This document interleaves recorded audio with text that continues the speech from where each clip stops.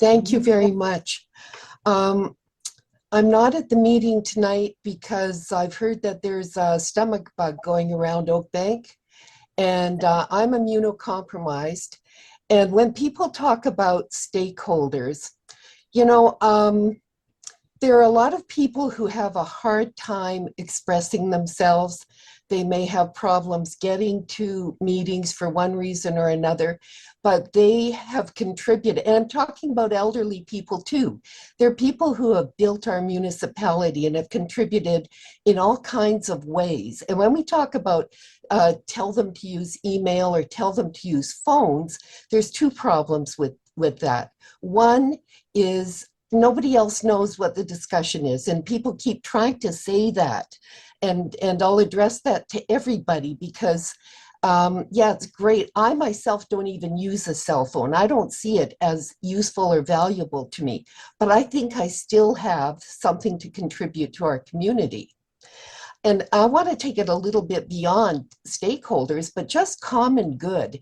And when you talk about structure, Mr. Fuel, I think we all want structure. I don't think anybody likes to rant and be upset and get emotional and, you know, stand up and cause a disturbance. Nobody wants to do that. We all want what's right for our community and what's right for each other.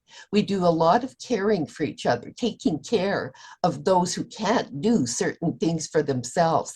And we vote for you and hope that you'll be the representative who will be there and look after us and look after the common good.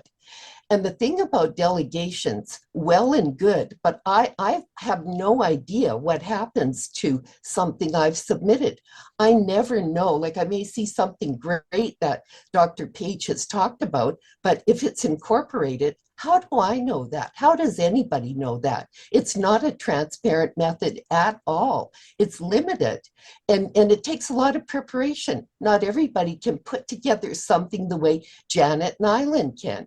The people who come before you are so skilled and competent and capable. They come with value that they're presenting to you. And time and again, I see them rejected. I see their intelligence, their integrity dismissed and treated like an inconvenience, or even worse, they're denigrated at times. Another point I'll make is I keep hearing over and over again that other RMs don't have question periods. Well, shame on them. You shouldn't copy that ridiculous behavior. That's not something to emulate or copy. I think that's one of the lamest things I've ever heard, is that the other RMs don't do it.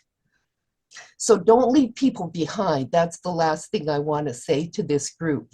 And the woman who was just now trying to say that about second and third reading, she was speaking the truth. She was saying what is true. There needs to be sober second thought. That's nothing new to us.